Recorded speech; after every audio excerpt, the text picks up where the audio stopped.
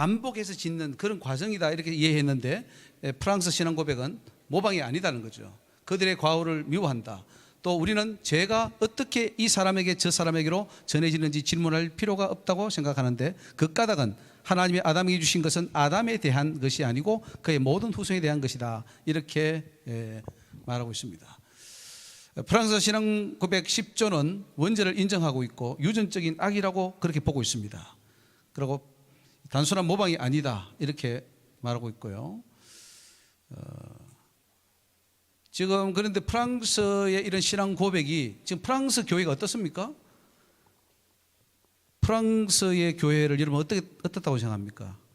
지금 프랑스가 많은 부분 카톨릭이 되어 있고 이슬람이 되어 있고 교회도 거의 문을 닫고 있죠.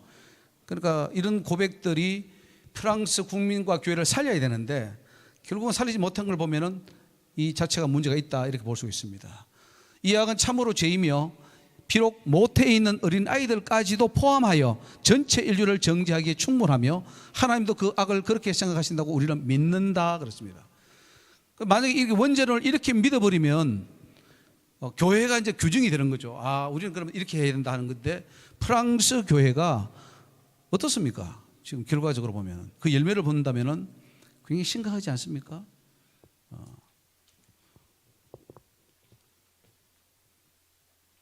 아담의 한 번의 실수가 전 인류를 죄악에 빠지게 한 원인이 되었다는 것, 이거 참 질문해 볼 필요가 있고요. 그렇다면 인간에게 죄를 짓지 말라고 하거나 계명을 주실 필요가 있었겠느냐 이렇게 물어볼 수 있습니다. 감리교 헌법 교리와 장정에 보면은 원죄는 펠레기우스파와 그렇게 펠레기우스들에게 망령된 말같이 아담을 따라 죄를 범하는 것이 아니고 아담의 자손으로는 각 사람의 천연적 성품이 부패한 것을 가르침인데, 대개 인류가 근본적인 의에서 멀리 떠나 그 성품이 늘 죄악으로 치우치는 것이다, 이렇게 감리교 교리와 장정에는 규정하고 있습니다. 장로교 헌법에는 우리 시조가 선악간에 택할 자유가 있었는데 시험을 받아 하나님께 범죄하였다. 아담으로부터 보통 생육법에 의하여 출생하는 모든 사람들이 그의 안에서, 아담 안에서입니다, 그의 범죄에 참여하여 타락하였으니 사람의 원죄와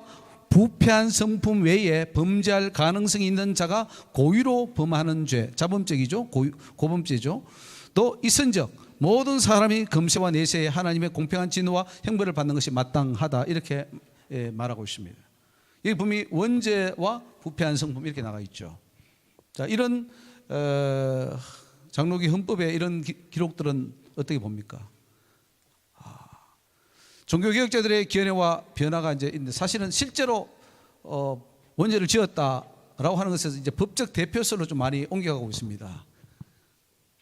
그래서 종교개혁자들은 인간이 아담과 함께 실제로 죄를 범했다기보다는 도덕적 법적 대표이기 때문에 대표 원리에 의해서 범죄했다, 이런 입장을 취하고 있습니다. 아까 칼빈은 이 기독교 강요에서 아까 말씀드렸죠. 인간 본성의 유전적 타락과 부패다. 유아들은 죄의 열매를 산출하지 않으나 그들 속에 죄의 종자를 가지고 있다, 아까 말씀드렸고요.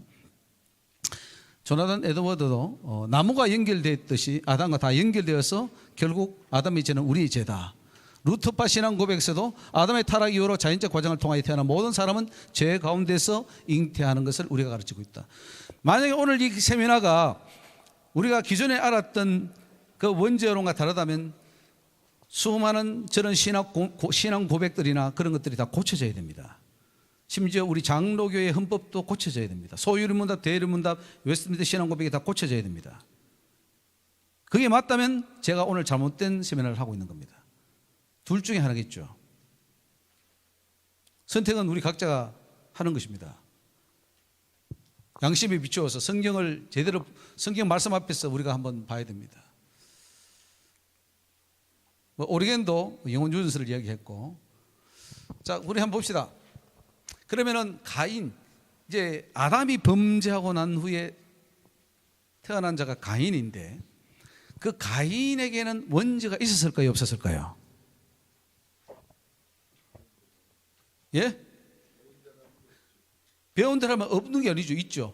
오늘 배운 대로 하면 없는 거고, 우리가 신학에서 배운 것은 가인은 원죄가 있습니까, 없습니까? 원죄가 있다고 봅니까? 예. 그러면 있다는 것이 어떻게 증명이 됩니까?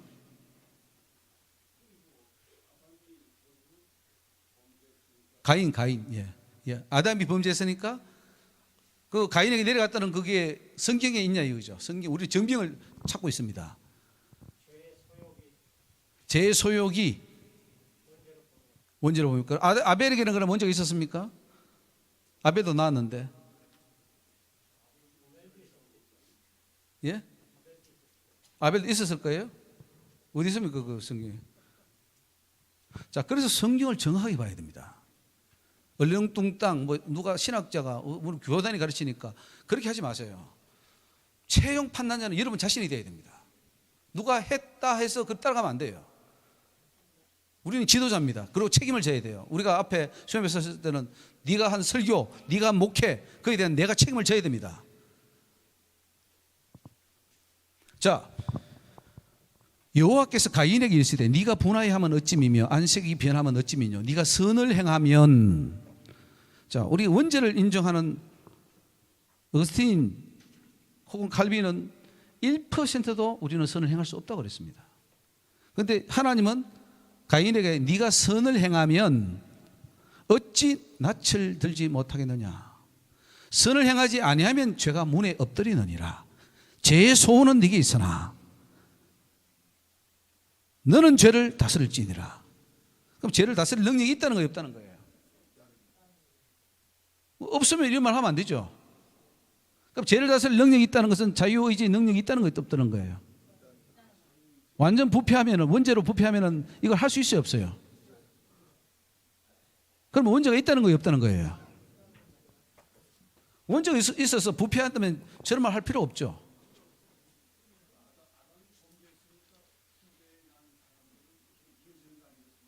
예. 우리 목사님은 오후에 오셨죠? 예. 오전에 그 다 했는데 하겠습니다. 그 오전에 계속 했는데, 아니 그러니까 보십시오. 아니 죄를 다스리라 그래요. 네 죄의 소원 있지만 죄를 다스려. 그러면은 원죄를 가지고 완전히 부패해서 아무 어떤 의를 행할 수 없고 선도 행할 수 없고 죄도 컨트롤할 수 없는 자라면 이런 말을 하면 안 된단 말이죠. 근데 하나님은 하시는 거예요. 하나님 보실 때 가인에게 죄를 컨트롤할 수 있는 능력이 있는 거예요. 하나님이 잘못된 겁니까? 아니면 뭐 신학자가 맞는 겁니까? 어떻게 된 겁니까? 그러니까 가인이 아우를 쳐 죽였어요. 가인이 쳐 죽인 것은 원죄로 인해서 그 자유의지 그 원죄가 완전히 확 차가지고 그 원죄의 영향을 받아가지고 죽을 수밖에 없는 존재였습니까? 아니면은 얼마든지 안 죽일 수도 있었는데 죽인 겁니까? 자기 의지로. 그 뭐 물어보나 마나죠. 자기 의지로 죽인 거죠. 자유의지는 원죄의 세리 당하면 자유의지는 죽어버립니다. 인간이 할 수 있는 건 아무도 없어요. 가인이 원죄가 있다면 죄를 다스릴 능력이 없습니다. 죄를 다스릴 능력이 없는 자에게 죄를 다스리라고 하는 것은 모순이고요. 하나님께서 가인에게 죄의 소원이 있으나 죄를 다스리라고 하는 것은 원죄가 없음을 증가합니다. 가인이 아우를 살해한 것은 원죄 때문이 아니라 죄의 소원 때문입니다. 가인이 범죄한 죄는 원죄가 아니라 자범죄입니다. 다윗은 원죄를 가지고 있었는가? 아까 우리 목사님 어디 가셨어요? 가셨나요? 가시면 안 되는데. 아까 그 목사님 이제 그 시편 그걸 들었는데 시편 51편 이걸 말해. 내가 죄악 중에 출생하였으며 모친이 죄 중에 나를 잉태하였나이다. 이 말을 이제 하신 거예요 아까. 이거는 이제 원죄라는 거죠. 태 속에 있을 때 죄. 자, 이 모친이 죄 중에 있을 때예요? 내가 죄 중에 있을 때예요? 근데 우리 흔히 말해 내가 죄 중에 잉태했다 이런 말을 해요. 모친이 죄 중에 나를 잉태했다는 그 말이에요. 어떤 말이에요? 원죄로는 하는 사람이 다 이 구절을 들어요. 시편 51편 5절. 이 구절이 원죄론을 근거하는 말입니까? 그렇게 알면 안 됩니다. 이제 절대 안 됩니다. 모친이 죄 중에 나를 잉태한 거지.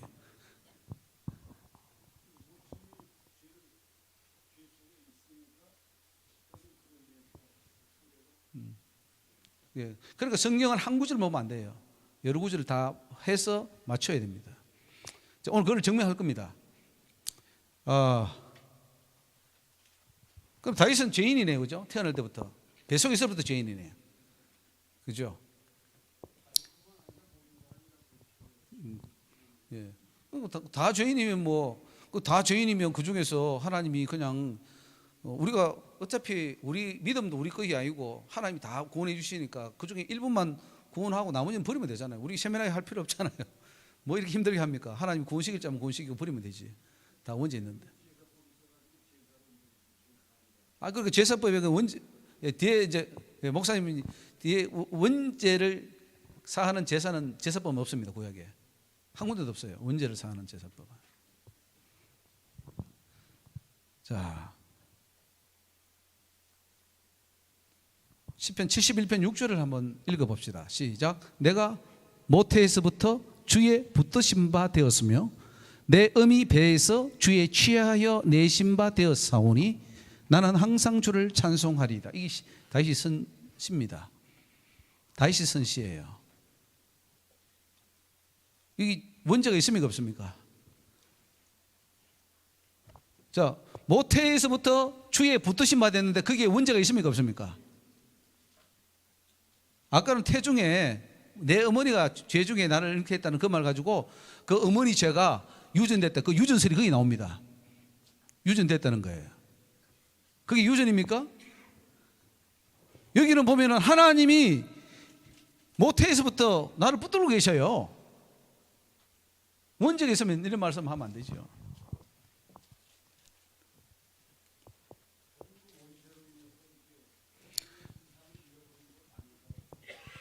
아니 아까 뒤에 오시는 것도 말은 아까 형상도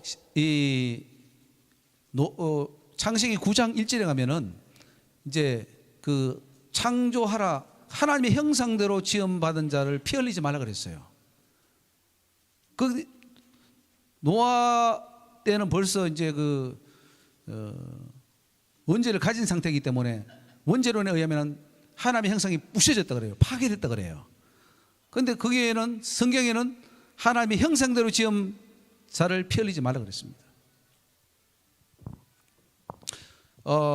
바울은 원죄를 인정합니까? 여기 보면은 시편 말씀을 인용하는데 다 죄 아래 있다고 우리가 이미 선언한 바래요. 의인은 없나니 하나도 없으며 깨닫는 자도 없고 하나님을 찾는 자도 없고 이걸 원죄론에 갖다 붙이는데 다 치우치 한 가지로 무익하게 되고 선을 행하는 자는 없나니 하나도 없도다. 로마서 3장 9절 말씀인데요. 여기서 바울은 모든 자들이 죄 아래 있다. 그건 맞는 말입니다. 로마서가 모든 자가 죄 아래 있다 그랬어요. 그런데 모든 자들이 죄 아래 있다는 것은 아담의 원죄가 증가되었기 때문이가 아니라는 거죠. 인간 본성이 죄를 짓고 사단의 종노를 할 수밖에 없는 연약한 상태라고 이해해야 된다는 거죠. 죄 아래 있다는 것은 죄를 지을 가능성이 있는 것이지 범죄자는 아니라는 사실입니다. 잠재적 범죄의 가능성이 있는 자죠. 바울은 원죄의 직접 증가를 인정하지 않습니다. 자, 시편 33편 말씀에 여호와께서 하늘에서 감찰하사 모든 인생을 보시며 곧 그 거하신 곳에서 세상의 모든 거민을 하감하시도다. 저는 일반의 마음을 지으시며 저희 모든 행사를 감찰하신 자로다. 이 마음을 지으신다 그랬어요. 맞습니까? 하나님 마음을 지은 거 맞습니까? 그러면 그 마음을 하나님이 지으시는데 원죄가 들어있는 그런 마음을 지으십니까?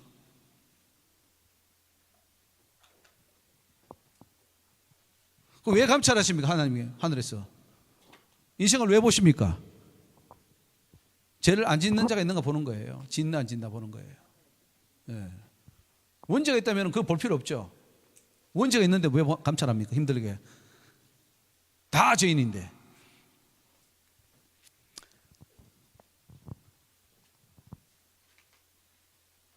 하나님은 아담과 하와를 지어놓고 감찰하셨잖아요. 위에서 모든 사람 마음도 지어놓고 하나님 찾고 계시는 거 보고 계셔요. 지금도 보고 계셔요. 누가 하나님을 찾나? 원죄 때문입니까? 인간의 악함 때문입니까? 우리는 자꾸 원죄를 하면 이제 원죄의 영향을 돌립니다. 원죄가 아담 때문에 우리는 그럴 수밖에 없어서 이렇게 핑계댑니다. 그게 아니에요. 내가 악하기 때문에, 내가 악을 선택했기 때문에 내가 잘못된 거라. 이렇게 말을 해야 정답이라는 거죠. 그래야 고쳐지지. 우리가 고쳐져야 되는데 아담 때문이라면 남 핑계대기 때문에 그거는 고쳐지지 않아요. 내 죄 때문에 내가 잘못했으니까 하나님 내가 회개합니다, 내가 고치겠습니다, 이렇게 나가야 삶이 변화되고 교회가 경신될 텐데 맨날 뭐 회개운동 부리고, 아니 원죄를 받았는데 뭘 회개운동을 합니까? 원죄를 받았는데. 성경은 분명히 인간 각자가 악한 것을 선택했기 때문에 악해졌다고 말씀하고 있습니다. 나의 깨달은 것이 이것이라, 곧 하나님이 사람을 정직하게 지으셨으나 사람은 많은 꾀를 낸 것이라. 이게 아담에게만 소속된 말이에요? 우리에게도 적용되는 말씀입니까? 예? 하나님이 어떻게 지었다고요? 사람을? 원죄를 가지고 지었습니까? 정직하게 지었습니까? 성경을 똑똑히 봐야 됩니다. 우리는 성경 박사 아닙니까? 여러분 성경 박사잖아요. 하나님은 정직하게 지었는데 사람이 깨를 냈다, 이 말은 뭐냐면은 사람이 아담의 원죄의 영향을 받아서 그 사탄의 유혹과 죄의 정욕을 선택했다는 거예요. 맞습니까? 예, 맞으면 좀 맞다고 좀 고개를 끄덕끄덕 해주면 제가 힘이 나겠습니다. 예. 하나님은 지금도 인간을 선하게 창조하십니까? 지금도 창조하냐고요. 성경을 봐야, 성경을 봐야 뭐 알죠. 우리 목사님들 요즘 성경을 잘 안 보신대요. 성경을 보셔야지. 주께서 내 장부를 지으시며 나의 모태에서 나를 조직하셨나이다. 내가 주께 감사하오면 나를 지으심이 신묘막측하심이라. 주의 행사가 기이함을 내 영혼이 잘 아나이다. 신묘막측하게 지었습니다. 원죄를 가지고 지었다고요? 하나님이 지으시는데 신묘막측하게 정말 하나님의 형상대로 큰일 하도록 이렇게 지으셨다는 거예요. 원죄가 아니라. 내가 은밀한 데서 지음을 받고 땅의 깊은 곳에서 기이하게 시험을 받은 때에 나의 형체가 주의 앞에 숨기지 못하였나이다. 이게 원죄를 가진 사람을 창조한다고요? 내 형질이 이루기 전에 주의 눈이 보셨으며 나를 위하여 정한 날이 하나도 되기 전에 주의 책에 다 기록되었나이다. 시편 139편. 형질이 이루기 전에 주의 눈이 보시는 거예요. 네, 주님이 만드십니다. 창조하십니다. 그렇다면 결단코 죄인을 창조하지 않습니다.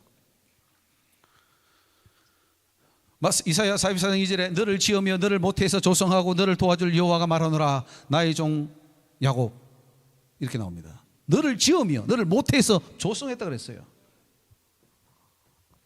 아까 우리가 뭐 모태에서 조성할 때, 생각할 때 원죄가 있으면은 뭐 결합할 때냐 중간이냐 뭐 아까 그런 이야기 했는데 다 의미가 없는 거예요. 성경이 있잖아요.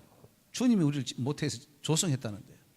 야곱아 이스라엘아 너 이를 기억하라. 너는 내 종이니라. 내가 너를 지었으니 너는 내 종이니라. 원죄를 가진 자를 하나님이 종으로 삼지는 않겠죠. 구속자여 모태에서 너를 조성한 나 여호와가 말하노라. 나는 만물을 지은 여호와라. 이사야 44장 24절. 원죄를 발견할 수 없습니다. 하나님은 영혼, 마음만 아니라 백체도 지으셨다고 말씀합니다. 원죄가 기업될 여지가 없습니다. 주의 손으로 나를 만드사 백체를 이루셨거늘 이제 나를 멸하시나이다. 하나님이 잘 지었는데 내가 죄를 지으니까 하나님 멸할 수밖에 없는 거예요. 기억하옵소서 주께서 내 몸 지으시기를 흙을 뭉치듯 하셨거늘 다시 나를 티끌로 돌려 보내려 하시나이까. 주께서 나를 즙과 같이 쏟으셨으며 엉긴 것처럼, 이렇게 좀 나갑니다. 하나님 지으셨어요. 육체도 지으셨네 보니까. 물론 어머니의 부모의 그 몸을 빌려서 아기가 생성되지만 하나님이 지으시네요. 성경에. 맞습니까? 저는 구절을 뭐 읽어보기는 보셨습니까? 있는지. 저 욥기에 붙어가지고 잘 안 읽잖아요. 욥기가. 저런 구절이 있는지도 잘 모르는 분들도 많아요.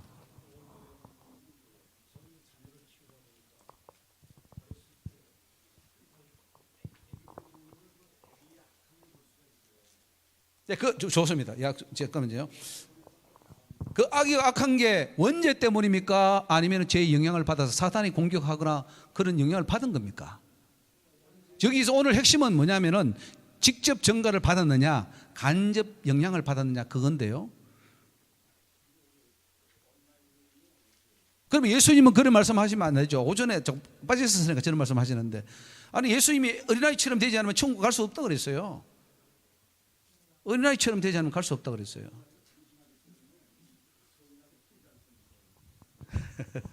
그러니까 그러면 비유하면 안 되지. 원죄를 가진다면 비유하면 안 됩니다. 악하기 때문에, 인간은 다 악하기 때문에 누구와 같이 되면 안 되면 못 간다 이런 말을 하면 안 돼요. 예, 지금 그건 이제 잠깐만요. 이제 좀 강의 시간이 빨리 가니까 내가 빨리 끝내겠습니다. 예,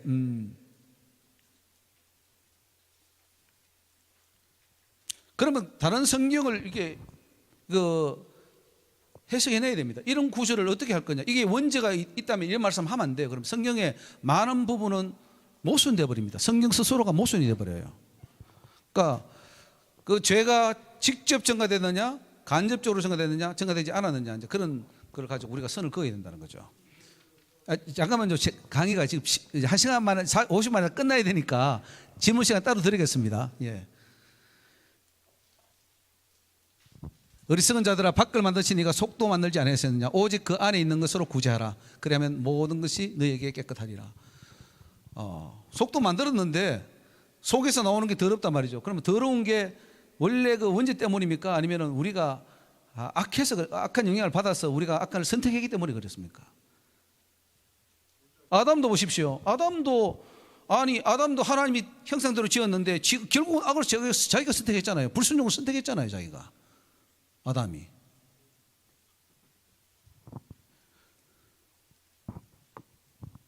우매무지한 백성아, 여호와께 이같이 보답하느냐. 그는 너를 얻으신 너희 아버지가 아니시냐. 너를 지으시고 세우셨도다. 하나님이요, 섭섭합니다. 지금 어떻게 네가 그럴 수 있냐 이 말입니다. 그럼 원죄를 가졌다면은 그런 말 할 필요 없죠.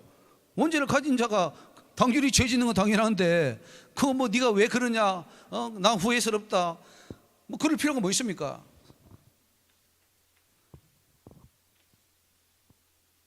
여호와 곧 하늘을 펴시며 땅에 틀을 세우시며 사람 안에 심령을 지으신 자라고 쓰이 말합니다. 심령을 지으셨다. 영혼을 창조하셨어요. 하나님이 영혼을 창조하는데 유전돼요, 제가? 그거는 난센스라고 봅니다.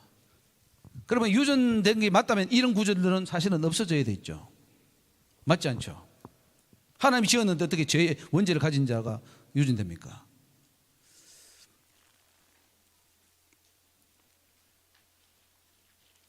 여러분, 아담 이후에 인간 창조에 하나님이 개입하십니까? 안 합니까? 어거스틴은 이런 말을 했어요. 아담만 영혼 창조하고 그 나머지는 전부 다 생육 번성에 의해서 유전된다 이렇게 했는데 그 말이 맞습니까? 아니면 하나님이 한 영혼 다 창조에 개입을 하십니까? 성경에 의하면 개입하는 게 맞습니다. 하나님은 인간 창조를 지금도 하고 계시기에 원죄의 직접 전가는 비성경적임을 알 수가 있습니다. 나를 태 속에 만드신 자라 그랬습니다. 태 속에 만드신 자가 그도 만들지 아니하셨느냐. 우리를 뱃속에서 지으신 자가 하나가 아니시냐 이렇게 나옵니다. 뱃속에서 지으셨대요. 근데 우리를 뱃속에서 원죄로 잉태됐다 이런 말을 막 논하고 있어요. 모순이 났죠. 충돌이 나버리죠. 성경이 충돌 나버립니다. 그 성경을 안 본다는 거예요. 우미무지한 백성아, 여호와께 했죠. 이거는 가난한 자 멸시는 곧 하나님 멸시가 된다고 그랬습니다. 여호와가 우리 하나님이신 줄을 너희는 알지어다. 그는 우리를 지으신 자시 우리는 그의 것이니 그의 백성이요 그의 기르시는 양이로다. 하나님이 지었기 때문에 악하게 지었지 않죠. 하나님의 형상대로 지었겠죠. 앞으로 잘해서 내 말 잘 듣고 오너라, 말씀에 순종해라. 그러나 죄도 선택할 수 있는 가능성이 있는 그런 상태로 지어지겠죠. 가난한 사람을 학대하는 자는 그를 지으신 자를 멸시하는 것이라. 그 가난한 사람을 학대하는 사람은 하나님을 멸시하는 거랍니다. 그 형상대로 지음받기 때문에. 원죄가 있다면 자본주의에 대하여 심각하게 말할 필요가 없을 것입니다. 결론적으로 아담의 원죄가 그 후손을 통해 전 인류에게 전가되었다는 증거를 성경에서 찾아보기 힘듭니다. 추측이지 다 뭐 그럴 것이다지 없습니다. 하나님은 원죄를 가진 인간을 홍수 후에도 번성하도록 했습니다. 하나님은 원죄를 가졌다면은 인간을 홍수 후에도 번성하도록 하지는 않았을 겁니다. 그렇죠? 제가 좀 글자 좀 잘못 쓴 것 같습니다. 영혼과 육체를 지으신 하나님은 원죄를 포함시켜 창조한 것이 아닙니다. 동의하십니까? 분명히 오늘 이것부터 합시다. 영혼이 어떻게 되고 육체가 어떻게 되고 어디서 오고 하나님이 창조가 어느 정도 개입되는 이걸 빨리 우리가 해야 되는데 성경에 다 나와 있지 않습니까? 자, 아담 이후에 인간이 창조에 하나님이 개입합니까 안 합니까?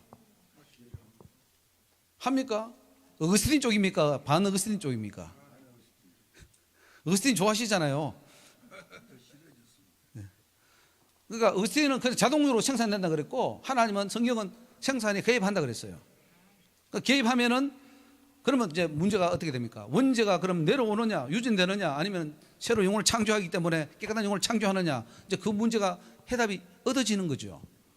그러면 어떻게 됩니까? 하나님이 창조하는 영혼은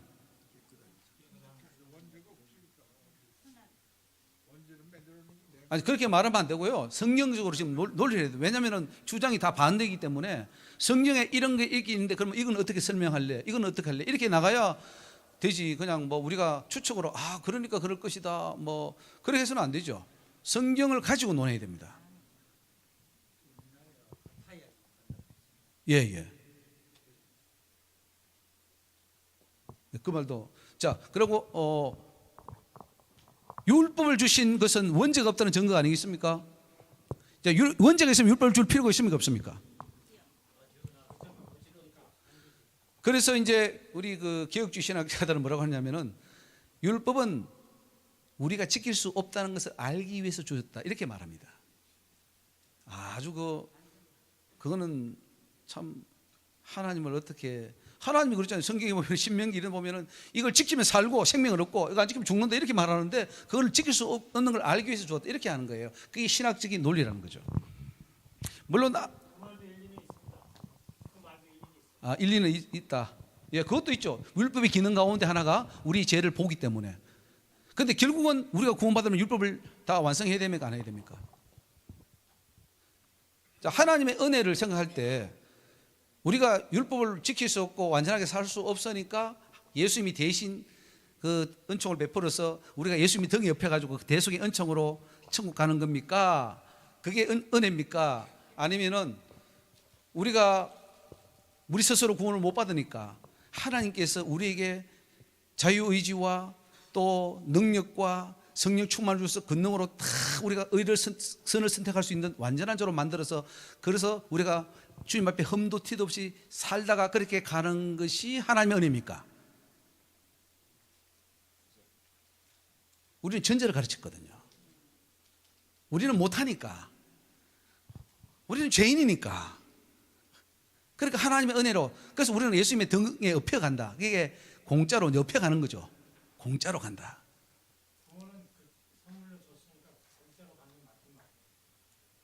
그러니까 성경을 한 편만 보면 안 된다니까요. 613조를 그중에 하나만 어겨도 마음으로 범한 것도 이게 죄기 때문에 그러니까 마음으로 안 변해 그러면 마음으로 범죄해도 죄이기 때문에 우리는 죄를 안 지을 수 없다 그렇게 말하는 게 정답입니까? 아니면은 마음으로도 죄를 안 지을 만큼 예수로 충만하고 성령으로 충만하고 은혜로 충만해서 그 죄도 생각나지 않는 단계로 가는 게 은혜입니까? 부자긴 한데 그 평생 이렇게 미워하는 것도 죄잖아요. 살인이잖아요. 예. 순간적으로 미워해서 죄를 그렇죠. 예. 예수님 예. 그러니까 그게 평생 94년 동안 그런 죄를 안 범할 수가 있겠어요. 그러니까 그게 이제 지금 심각한 문제죠. 그러면 지옥 갑니다. 그러니까 그런 생각을 가지고 있으니까 지옥 가는 거예요. 목사님 확실히 지옥 갑니다. 상급과 관련이 있는 거지 구원은 은혜로 주신다니까요. 네, 지난번에 그것도 할 때 시민에 안 오셔서 그래요. 자, 우리 굉장히 중요한 문제입니다. 뭐 우리 문제론도 이게 원전이 잘못돼서 다 지금 잘못됐는데요. 자, 그게 그럼 율법은 완성할 수 있습니까 없습니까? 율법을 다 지킬 수 있어요 없어요? 없습니까? 그러면 범죄하겠네 그죠? 우리 한국이 대한민국의 법이 있는데 그 법을 하나도 어기면 벌금이 날아옵니까 안 옵니까? 심각하면 감옥 갑니까 안 갑니까? 봐줍니까 안 봐줍니까? 안 봐주죠. 하나님 봐줄 거야 안 봐줄 거야? 아버지인데 은혜로. 그 은혜. 좋죠. 저는 그 말이 논리가 맞다면 나는 박수 치겠습니다. 맞기를 원하고. 얼마나 좋겠어요. 그렇게 해주면. 아니, 들어보세요. 그러니까. 질문하셨으니까. 그럼 지금 그 목사님의 질문은 나는 죄인으로 살겠다는 거예요. 눌러 앉겠다는 거예요. 노력 안 하겠다는 거지. 피해까지 죄와 하면 안 싸워보겠다는 거지. 성령 충만 안 받겠다는 거지. 아니, 들어보세요. 그러니까. 제가 성경 말씀을 가지고 논하는 거예요. 말씀 가지고 논해야 됩니다. 내 생각 가지고 그러면 죄 안 지을 사람이 누가 있겠어요? 뭐 그렇게 하면 안 되지요. 그건 내 생각이고 내 생각은 죽이는 거예요. 성경은 뭐라고 그랬어요?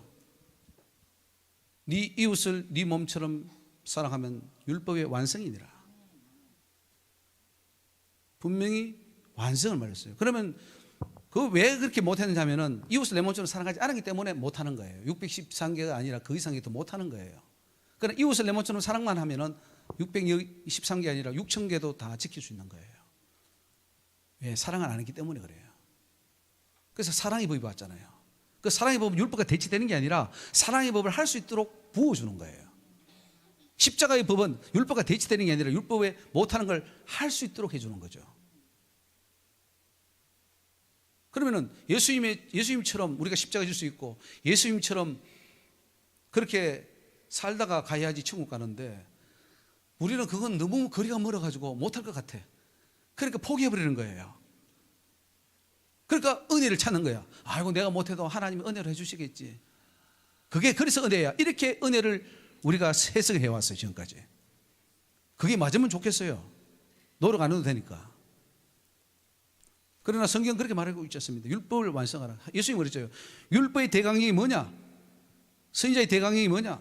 하나님을 네 마음을 다하고 뜻을 다하고 힘을 다하여 사랑하고 이웃을 네 몸처럼 사랑하는 것이 율법과 선지자의 대강령이다. 그걸 너 못하니까 놔둬라. 내가 할 테니까 너는 나만 믿고 와. 이렇게 말했습니까? 너도 하라 그랬습니까? 주님은 하라 그랬어요. 너도 이와 같이 하라. 선한 사마리처럼 살아라. 그리고 마태복음 25장 가면은 심판할 때 어떻게 하느냐면은 양과 염소의 심판, 달란트의 심판, 뭐 다 그것만 우리가 했냐 안 했냐를 보는 거예요. 내가 줬는데, 내가 은혜 줬는데 했냐 안 했냐 보는 거예요. 못하니까 그냥 다 지옥 보내버려요. 천국 보내주면 감사하겠는데 예수님은 우리 속도 말로 얄짤 없다 이런 말 합니다. 그때 가서는 끝내버려요. 아니 한 달에 준 그 사람도 종인데 그거 좀 안 남긴데 훔친 것도 아니고 그냥 묻어뒀는데 그것도 악한 종이라고 그래서 지옥에 던져버립니다. 물 한 그릇 안 줬는데 그거 안 줬다고 지옥에 보냅니다. 그게 주님이 말씀하신 거예요. 심판이 이렇게 하겠다는 거예요. 그걸 메시지로 마태복음, 우리가 잘 아는 마태복음 아주 쉬운 25장에 딱 기록해놨어요. 이렇게 한다. 이렇게 사는 거 안 사는 거 보고 내가 심판하겠다 이렇게 말했거든요. 근데 우리는 뭐 생각하기를 이거 우리가 어떻게 다 해. 그러니까 성령 주시죠. 그러니까 성령 주는 거 아닙니까? 내가 못하니까 성령 주시고 그러니까 못하니까 십자가에 달려준 거예요. 십자가의 능력, 보혈의 능력 그것이 얼마나 큰데 그 능력을 받고도 그대로 나는 옛날처럼 계속 죄인으로 살아요. 세상 안 믿는 사람보다 윤리적으로 더 못해. 그러면 뭐 안 믿는 게 더 낫죠. 안 믿는 사람이 우리보다 더 잘 사는데. 그래도 우리는 믿으면 그 공로 하나로 간다 이런 막연한 생각을 가지고 있는 거예요. 갈 수 있으면 가보세요. 그게 가지나 성령의 가지나 간다면 참 좋겠어요. 그게. 근데 못 간다고 돼 있어요. 예수님 못 간다 그래요. 결단코 말말. 결단코 못 간다. 결단코 못 간다. 이런 자는 결단코 못 간다. 성경에 바울도 그렇고 계시록에도 그렇고 이런 자 가늠하고 살인하고 거짓말하고 우상숭배하는 자 못 간다. 성경에 그렇게 기록되어 있잖아요. 그런데 우리는 간대요. 은혜로. 그게 은혜가 아니죠. 은혜는 내가 죄 다 버리고 예수님처럼 사는 게 은혜예요. 근데 이제 이거 말씀을 잘못 이해해버리면은 은혜를 잘못 이해해버리면 골치 아파집니다. 심각해집니다. 나는 하기 싫으니까 나는 죄 안에 있는데 나의 죄를 자꾸 덮어놓는 거예요. 나가 이럴 수밖에 없었다. 요즘 감옥에 가서 재판할 때 그러잖아요. 나 이럴 수밖에 없었어. 자꾸 판사는 압니다. 네가 어떤 마음으로 했는 건지 악한 마음으로 했는지 나를 사랑하는지. 지금 여러분 주님을 사랑하면 왜 죄 짓습니까? 주님이 제일 싫은 게 죄인데 그 죄를 계속 죄 지으면서 주님이 사랑한대요. 사랑하면 죄를 안 지어야지. 목숨 걸고 안 해버리. 순교해버려야지. 차라리 내가 이거 하느니 순교해버리겠다. 그게 믿음 아닙니까? 근데 그런 믿음이 없는 거죠. 결국은 주님을 최고로 사랑한 게 아니고 나를 사랑한 거죠. 죄를 사랑한 거고. 그래서 천국에 안 가집니다. 나는 개혁주의 신학이 지금 맞으면 좋겠어요. 뭐. 예.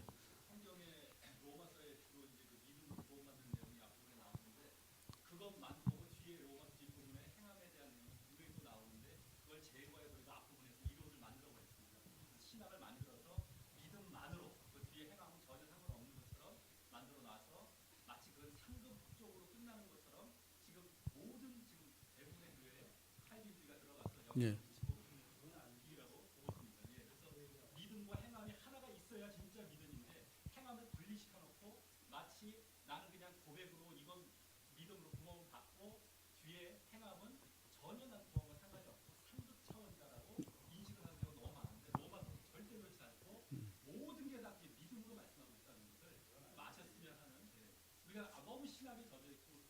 이렇게. 예. 예. 그것 가지고 지금 500년 싸우고 있습니다. 500년 싸워왔고 바울 시대부터 싸워왔고 싸워왔는데 이제 참 그 문제가 계속해서 우리가 세면을 했고요. 믿음은 왜 있느냐면 행함을 위해서 있는 거예요. 믿음 자체가 목적이 아닙니다. 그리고 사랑으로서 완성이 되어야 됩니다. 사랑은 율법의 완성이라고 성경이 분명히 문자적으로 기록되어 있어요. 완성이에요. 완성. 구원의 완성이에요. 사랑 없이 천국 갈 수 있습니까? 없습니까? 믿음만 가지고 갈 수 있으면 없습니까? 믿음 없이는 갈 수 있으면 없습니까? 믿음 없이 절대로 못 갑니다. 그러나 믿음만으로 해가지고 사랑으로 못 가면은 그럼 사랑이 완성인데 열매인데 그거 없이 어디 갈 겁니까? 그러니까 사랑으로 가야 되는 거예요. 그 사랑은 실천입니다. 삶이 나와야 돼요. 그러니까 그것이 이렇게 이루어져야 되는데 결국 그게 그렇게 되면 우리 삶이 변하죠. 근데 그게 안 되면 이제 변화되기 어렵습니다. 자, 지금 이제 빨리 갑시다. 지금 지리 시간으로 가야 되는데. 그래서 우리가 간접적인 영향을 받은 우리는 지금 아담 때보다 더 많은 죄의 공격을 받고 있습니다. 아담도 넘어졌기 때문에 우리는 더 넘어질 가능성이 많죠. 그래서 우리 주님이 성령을 부어서 죄에 넘어지지 않도록 힘을 주는 거 아니겠습니까? 죄는 이기라 그랬지 저도 내가 용서해 줄게 해결만 해라 이런 말 안 합니다. 죄와 싸워서 이기라 이게.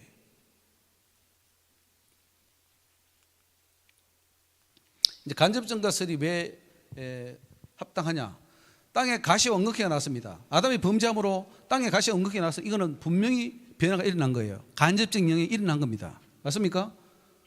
얼굴이 땀에 흘려야 식물을 먹게 되는 고통이 있고 잉태하는 고통이 있고 흙으로 돌아가야 되고 죽음의 형벌을 받아야 되고 에덴 동산에 쫓겨났습니다. 그리고 죄를 지을 수밖에 없는 환경에 더 노출되었습니다. 이것은 분명히 영향을 받은 겁니다. 맞습니까? 범죄 후와 범죄 전과 범죄 후에 분명히 변화가 일어났습니다. 환경이 변하죠. 환경이 변화. 죄와 사망의 권세가 가득한 세상에서 마귀와 싸워 이겨야 하는 문제가 생겼기 때문에 아담 이전보다 훨씬 더 열악한 상황이 되었고 생명나무 실과를 먹을 기회가 사라졌습니다. 맞습니까? 에덴 동산에 있으면 생명나무 가시를 먹을 수 있어요? 없어요?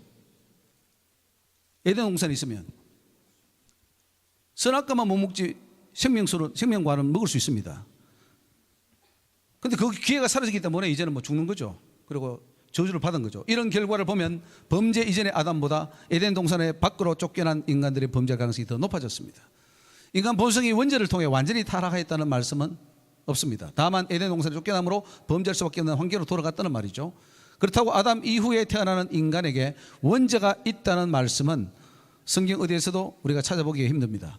아담이 범죄하여 죽음에 이른 것 같이 모든 인간들도 아담처럼 범죄하여 죽음에 이르고 심판받을 수밖에 없는 환경으로 치닫게 되었다는 사실입니다. 그 펠라기오스의 주장은 문제가 있습니다.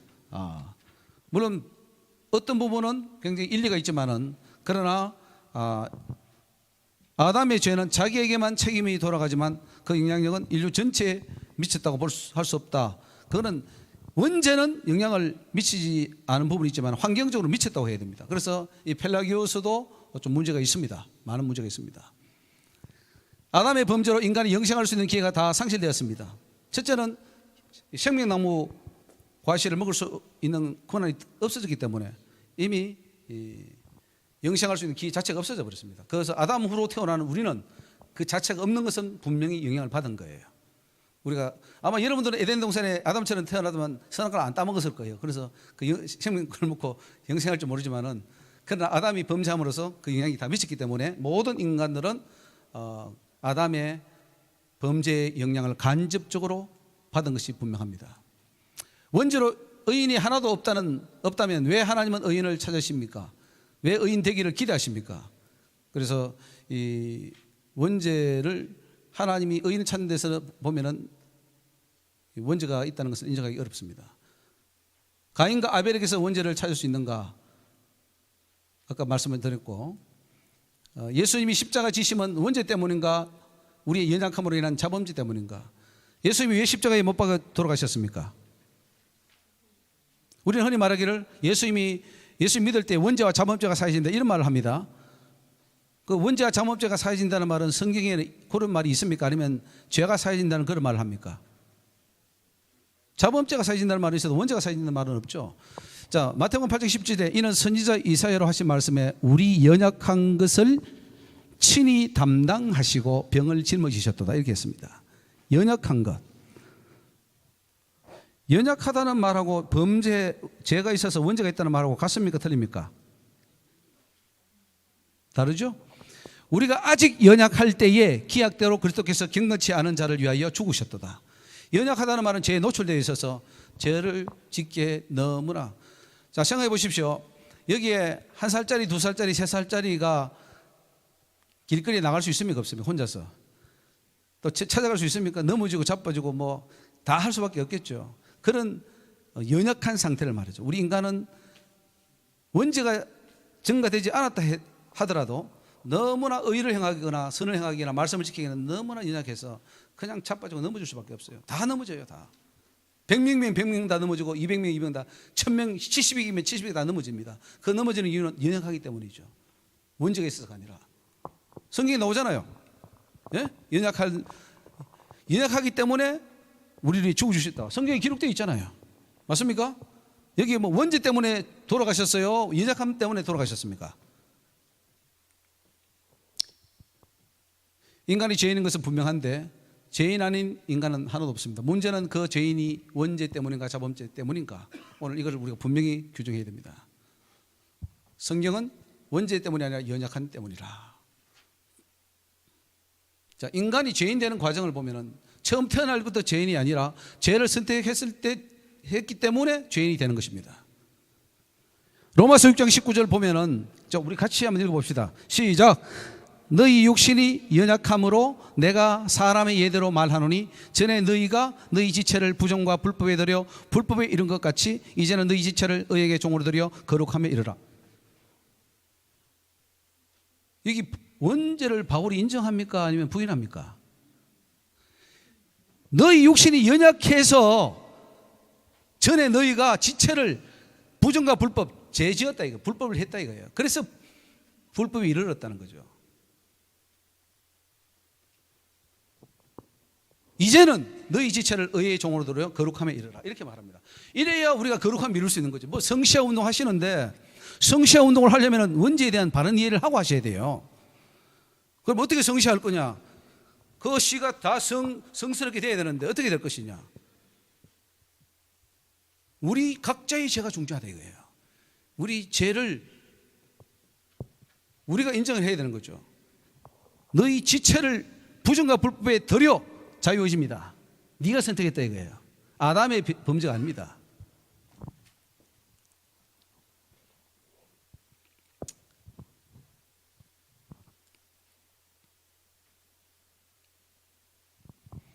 아담 역시 금지된 선악과를 따먹음으로 하나님의 법을 어긴 것처럼 아담 후에 태어나는 인간 역시 율법을 지킬 수 있는 가능성은 있습니다. 그러나 연약함으로 인해 율법을 완전히 지킬 수 없었습니다. 저와 여러분이 다 율법을 어겼습니다. 그 율법을 어긴 것은 우리의 연약함 때문입니다. 율법을 주신 것은 완전히 지키라고 주신 것입니다. 하지만 완전히 지키지 못하는 것은 아담의 원죄 때문이 아니라 인간의 연약함 때문입니다. 아담의 범죄로 인하여 그렇지 않아도 연약한 인간이 더 연약하게 되었습니다. 그래서 아까 뭐 반복되는 말씀이에요. 예수님이 십자가에 지신 목적은 율법의 육신으로 말미암아 연약하여 할 수 없는 그것을 하나님은 하시나니 곧 죄를 인하여 자기 아들을 죄 있는 육신의 모양으로 보내어 육신의 죄를 정하사. 우리가 연약해서 못하는 거예요. 연약하다는 거죠. 우리 육신이 연약해서 율법을 못 지키는 거예요. 원죄 때문에 못 지키는 게 아니고. 아담의 원죄가 증가되지 않았더라도 인간은 죄의 영향 아래 있습니다. 사단이 잡고 있어요. 공중무쇠를 잡고 있습니다.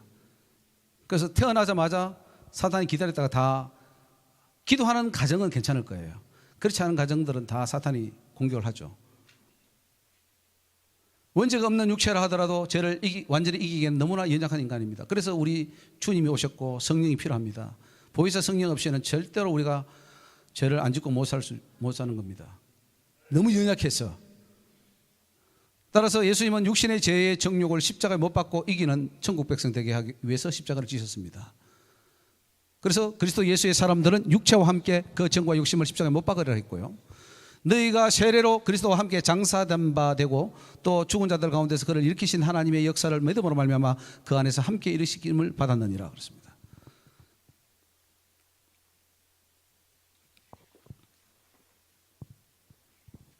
히브리서 4장 15절에 우리에게 있는 대제사장은 우리 연약함을 체휼하지 아니하는 자가 아니요 모든 일에 우리와 한결같이 시험을 받은 자로 되 죄는 없으시니라. 예, 우리의 연약함을 체휼했습니다. 아담 이후로 우리 인간은 너무나 더 나약했습니다. 선악과를 아담도 따먹었는데 우리는 너무 연약해서 다 따먹어요. 다. 아담은 한 번 따먹었는데 우리는 한 번이 아니고 10번이 아니고 100번이 아니고 계속해서 평생을 따먹었어요. 그래서 우리가 죄인이 되었습니다. 원죄가 있다면 연약함이라는 표현을 쓸 필요가 없습니다. 원죄가 있다면 이미 죄인인데 연약함 때문에 이런 말 쓸 필요가 없죠. 연약함이라는 표현은 원죄가 없기 때문에 사용하는 표현이에요. 맞습니까? 예레미야는 원죄 가운데 선지자로 부름받았습니까? 태어나기 전에 내가 열방의 선지자로 불렀다 그랬는데 원죄를 가진 자를 어떻게 부릅니까? 씻었고 나중에 다 씻은 다음에 불러야지. 내가 너를 복중에 짓기 전에 너를 알았고 내가 태에 나오기 전에 너를 구별하였고 너를 열방의 선지자로 세워놓으라. 원죄가 없다는 증거가 있죠. 만물보다 심히 부패한 마음이 된 것은 원죄 때문입니까? 마귀의 시험을 받은 인간의 잘못된 선택 때문입니까? 예레미야 17장 9절에 만물보다 거짓되고 심히 부패한 것은 마음이라 누가 능히 이를 알리오마는 나 여호와는 심장을 살피며 폐부를 시험한다 그랬고 각각 그 행위와 그 행실대로 보응하신다 그랬습니다. 만물보다 거짓되고 심히 부패한 것 이걸 원죄로 갖다 붙이면 안 돼요. 우리의 연약함이죠.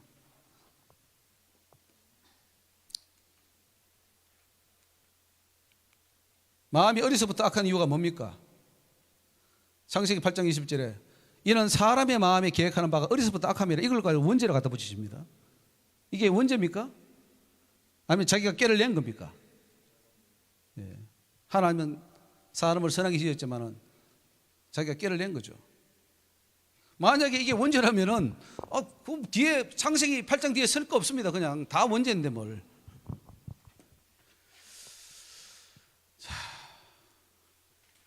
심판 원칙에 유전죄나 조상죄는 인정됩니까 안 됩니까? 하나님 말씀에 조상죄, 유전죄, 원죄 이런 게 적용이 됩니까 안 됩니까? 예?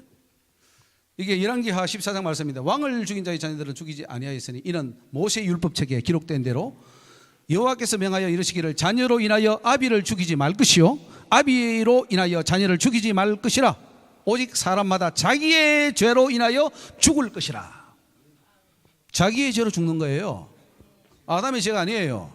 조상죄가 아니에요. 내 죄로 죽는 거예요. 성경이 그렇게 율법책, 모세 율법책에 기록된 책입니다. 하나님 말씀이에요. 그런데 왜 우리는 바꿉니까? 원죄를 함부로 막 바꿉니까? 3, 4대가 그 말이 무슨 말이냐 하면은 그게 죄가 영향을 미치는 게 아니라 그 후손들도 그 죄를 계속 짓기 때문에 3, 4대 내려가는 겁니다.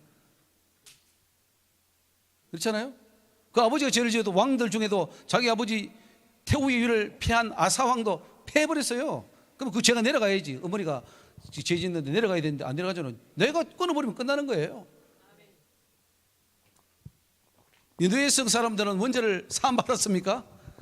자, 니네성 그 해결할 때 원죄를 회개하라 했습니까? 그 사람들은 어차피 이방 사람이기 때문에 원죄를 사함받을 기회가 전혀 없었던 겁니다. 만약에 원죄가 있었다면. 그러니까 이 사람들 그 악독이 내 앞에 상달하였다. 주님이 심판하는 이유가 뭡니까? 원죄입니까? 그들의 자범죄입니까? 원죄는 아니에요. 원죄가 없어요. 원죄로 어디 심판한다고 그랬습니까? 자범죄로 죽이는 거예요. 회개할 때도 원죄와 함께 자범죄를 회개했습니까? 그냥 자범죄만 회개했습니까?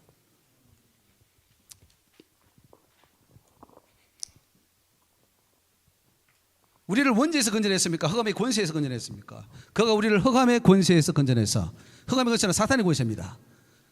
그의 사랑의 아들의 나라를 옮기셨다. 그게 바로 구속이고 제사입니다. 그랬어요. 사탄에서 나온 거예요.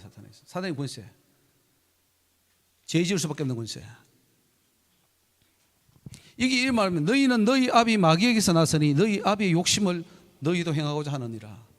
저는 처음부터 살인한 자요 진리가 그 속에 있습니다. 그러니까 지금 우리가 지금 교회가 가장 모르는 것은 사단입니다. 사단이 엄청나게 지금 공격해서 죄를 짓게 하고 넘어지게 하는데도 우리는 사단에 대해서 설교를 안 해요.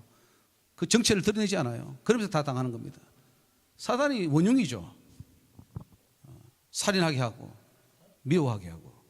아비 마귀에서 났다는 건 지금 정확하게 마귀에게 났다.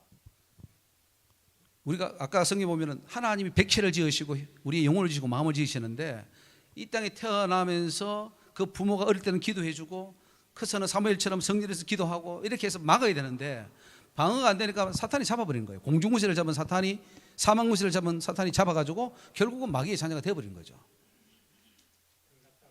예. 그래서 마귀의 존재를 알아야 돼요. 원죄가 아니라 하나님이 아무리 선하게 지어도 나타나자마자 사탄이 잡아버리는 거예요.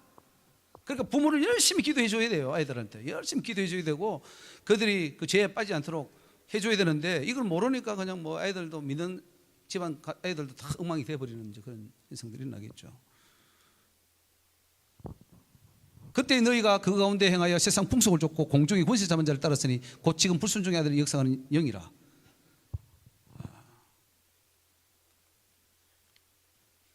사망무쇠를 마귀가 잡고 있습니다.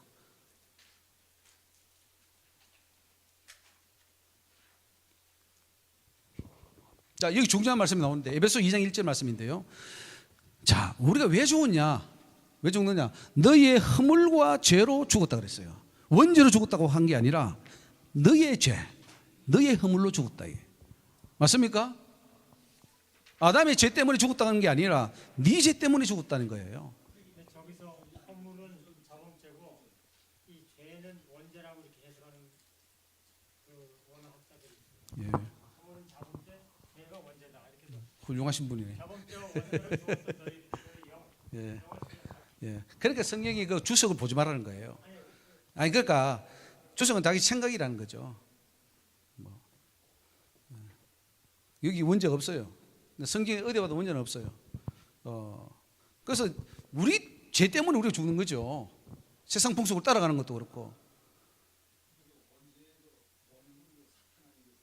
그렇죠. 사탄이죠. 그 사탄이죠. 사탄이 하나님이 아무리 착하게 깨끗하게 태어나도 태어나자마자 기도 안 하는데 그 부모가 우상숭배하는데 그대로 사탄의 영이 들어가서 잡아버리는 거예요. 그러니까 마귀 자녀가 되고 죄 소위 나타나고 막 엄난하고 막 폭력하고 다 나오는 거예요. 사탄이 들어가서. 우리 죄짓게 하는 게 누구죠? 여러분 뭐 사역해보면 알겠지만 우리가 막 사역할 때 그 속에 있는 사탄이 들어가서 막 온갖 죄를 짓게 합니다. 사탄에게 우리가 내어준 거예요. 본질상 진노의 자녀가 된 이유가 있습니다. 전에는 우리도 다 그 가운데 행하여 육체의 욕심을 따라 지내며 육체의 마음에 원하는 것을 하여 다른 여러 가지 본질상의 진노의 자녀가 되었다 그랬어요. 예. 육체의 욕심과 원하는 것을 했죠. 허물로 죽은 우리를 그리스도와 함께 살리셨다. 이 허물은 바로 원죄가 아니라 자범죄입니다. 인간이 죽는 이유가 너희의 범죄와 육체의 무할례로 죽었던 너희를 하나님이 그와 함께 살리셨다고 했어요. 너희의 범죄, 너희의 육체의 무할례 이것 때문에 죽었어요. 아담의 원죄가 아니에요. 만약에 아담의 원죄로 죽는 것 같으면 이 말을 하면 안 돼요. 이 말은 이미 죽었는데 또 죽어요? 이미 죽었는데 또 우리가 자범죄에서 또 죽는 거예요? 그렇지 않습니다. 자, 제가 조금 빨리 하고 이제 끝나겠습니다. 질문을 받아야 되는데, 하나님과 원수되는 것은 악한 행실입니다. 원죄로 만약 악한 행실, 원수가 됐다면 악한 행실로 멀리 떠나 이런 말을 하면 안 됩니다. 이미 원수가 돼 있는데 뭘. 원죄가 태어나면 다 원수잖아요. 땅에 있는 지체를 죽이라. 자, 이게 중요한 말씀입니다. 이사야 43장에 네 시조가 범죄하였고, 이게 이제 원죄로 말하면 원죄죠. 뭐죠? 네 뭐요? 시조가 범죄하였고, 맞습니까? 또 뭐예요? 너의 교사들이 나를 배역하였다. 그러면 이게 원죄로 치면은 이게 이제 뒤에 후에 지은 교사들이 지은 배역죄인데, 예, 배역죄인데 어떻습니까? 이 시조의 원죄하고 교사들이 지은 죄하고 똑같은 수준에 놓았습니까? 다릅니까? 어때요? 시조가 지은 범죄하고 교사들이 지은 죄하고 동일선상에 놓았어요? 동일선상에 놓지 않았어요? 정확하십니다. 동일선상이에요. 만약에 시조 아담이 지은 죄가 효력이 있어서 전 인류에게 미쳤다면 이렇게 동일선상에 놓을 필요가 없는 거죠. 이미 아담의 원죄로 다 영향을 받았는데 뭐 또 시조가 범죄했다 이 말을 합니까? 원죄가 아니라는 거죠. 자, 이렇게 뭐 쭉 갑니다. 하와 헬라 교부들은 이제 사실은 찰스 피니, 웨슬리주의, 반펠레기주의, 뉴잉글드 학파, 유학파 이런 것들 다 이제 그 간접 증거서를 말하고 있고요. 여기 중요한 말씀부터 한번 보겠습니다. 로마서 5장 14절인데, 그러나 아담으로부터 모세까지 아담의 범죄와 같은 죄를 짓지 아니한 자들 위에도 사망이 왕노릇하였다. 지금 원죄거든요. 그러면 우리가 원죄 치면 아담의 범죄가 워낙 원죄죠. 그 원죄와 그 같은 죄를 짓지 아니한 자들 외에도 사망이 왕노릇하다. 이 말은 뭐예요? 각자가 각자의 죄로, 예, 사망이 왕노릇, 죽는다는 이 말이에요. 아담의 원죄 때문에 죽는 게 아니고 네 죄 때문에 죽는 거예요. 로마서 5장 14절. 네, 왕노릇한다 이 말이 뭐냐면은 지배한다는 거, 지배. 그 지배 안에 들어갔다는 거죠. 한 사람의 범죄이 아니라 사망이 그 한 사람으로 말미암아 왕노릇하였은즉, 왕노릇했다는 것은 직접 증거가 아니에요. 죄가 증거된 게 아니고 그 인해서 이제 완전히 그냥 막 사망에 그냥 막 사탄이 활동할 수 있는 권한을 준 거예요. 권한을 잡고 다 힘든 거지. 인류가 태어난 것부터 다 그냥 휘잡아지는 거죠. 그런 것처럼 은혜와 의의 선물을 넘치게 하는 자들이 한 번 예수 그리스도로 말미암아 생명 안에서 왕노릇한다. 그래서 이제는 예수 믿으면은 사망을 이길 수 있다 이거예요.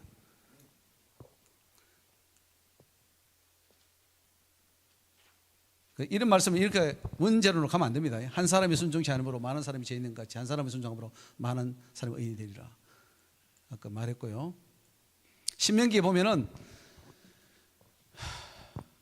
그 말씀을 네가 심히 가까워 네 입에 있으면 네 마음이 있은즉 네가 이를 뭐예요? 행할 수 있느니라. 말씀 순종할 수 있어요, 없어요? 그러면 원죄로 타락했다면 이 말씀을 주면 됩니까, 안 됩니까? 신명기 32장 말씀.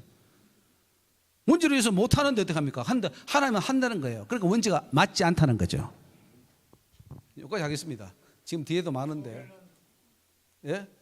요거 원죄가 인류 전체에 직접 전가되었다는 주장은 성경적 근거에 찾을 수 없습니다. 원죄가 인류에 전혀 영향을 미치지 않았다는 주장도 잘못된 것입니다. 원죄로 인한 죄의 영향력이 그 후손에게 미친 것은 사실입니다. 사단에게 사망권세를 가지게 하고 공중권세를 잡게 해주기 때문에 영향을 미쳤습니다. 아담의 범죄로 에덴 동산을 잃어버렸습니다. 생명나무를 따먹음으로 영생할 수 있는 기회를 잃어버렸습니다. 그렇다고 해서 아담의 원죄가 직접 그 후손에게 전가된 것은 아닙니다. 아담의 후손들은 아담보다도 훨씬 더 열악한 상황에 빠져 있고 사단의 유혹을 이겨내야 하는 어려움에 처하게 되었습니다.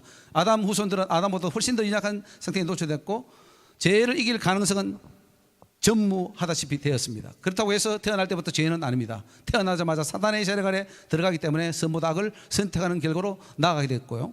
원죄로 인해 죽었다면 율법을 줄 필요가 없습니다. 하나님께서 사람에게 대하여 후회할 필요도 없고 기대할 것도 없습니다. 원죄가 없기 때문에 율법을 주는 겁니다. 인간은 선도 택할 수 있고 악도 택할 수 있는 가능성을 가지고 태어났는데 다만 모든 인간이 악을 선택했기 때문에 사망에 이르게 됩니다. 아담의 원죄가 직접 전가되지 않았다고 해서 펠레그시의 주장처럼 스스로 구원 얻을 수 있는 자도 없는 것이고요. 다만 원죄의 직접 전가가 이루어지지 않는다는 것이고 아담의 죄가 간접적으로 그 영향을 미쳤다는 것이 성경적입니다. 성경은 한 구절만 가지고 해석해서는 안 되고 성경 전체의 진리와 부합해야만이 바른 해석으로 갈 수 있고요. 이 상에서 내린 모든 결론은 아담의 원죄는 직접 전가된 것이 아니라 간접적으로 영향을 미친 것으로 봐야 되고 각자 심판을 받는 것은 자기의 죄로 심판을 받는 것이며 아담의 원죄 때문에 심판받는 것은 하나님의 심판 물리와 모순이 됩니다.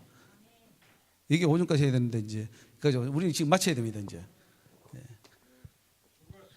마지막으로 그 대결론은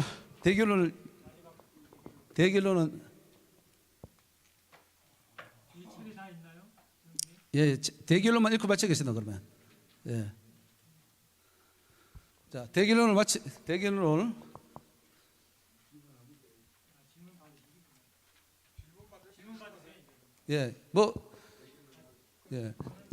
핵심은 구원론이 정립되려면 원죄론이 바로 정립되어야 된다 이 말이고요. 절대예정, 이중예정은 성경이 지시하지 않습니다. 그러니까 그런 것들이 다 원죄론에서 나왔다는 말이고 자유의지 살아 있습니다. 얼마든지 살 수 있고 우리가 선을 선택할 수 있고요. 성경 충만 받으면 율법도 다 지킬 수 있습니다. 구원론으로는 현재 구원론은 예수님의 인격을 닮은 인격에 닮아가기 굉장히 어렵습니다. 간접 증가설로 성경을 해석하면 성경들이 다 풀립니다. 한국 교회는 승리하고 있습니까? 죄를 이기고 있습니까? 마귀를 이기고 정욕을 이기고 있습니까? 예. 그래서 이 문제를 해결하기 위해서는 원죄론이 바로 세워야 되고 원죄를 바로 세워주면 구원론이 바로 세워지고 그리고 진리가 바로 세워질 수 있다 이 말입니다. 예, 여기까지 하고 질문을 받도록 하겠습니다. 안 하신 분들 좀 돌아가신 분들. 할렐루야. 자,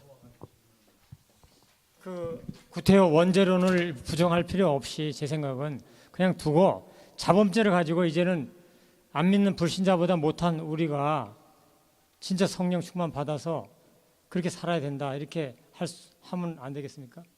원죄는 원죄대로 두고 원죄를 와버리면 자유의지가 죽기 때문에 자유의지가 죽은 상태에서는 그러면은 우리가 어떻게 할 겁니까? 그건 안 되죠. 그러니까 자유의지는 내가 아니 원죄론을 놔두면 자유의지가 두 가지인데 원죄론이 오면은 절대의정이 와버립니다. 자, 자유의지가 두 가지인데요. 죄를 짓는 자유의지밖에 지금 없다고 보는 거예요.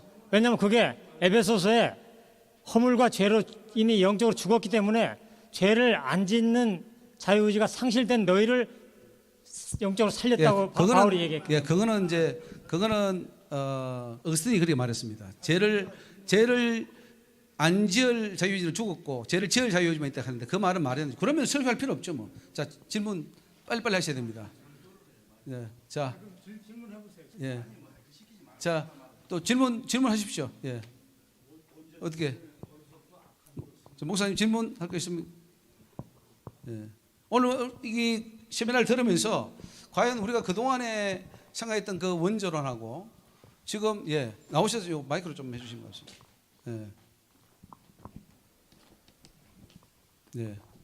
어린 아이들은 몇 살까지가 그러면 이제 원죄가 없고 어떻게 구원에 대해서 어떻게 되는 건가 좀 다시 한번 결론을 내주셨으면 좋겠습니다. 어린 아이 몇 살? 몇 살까지?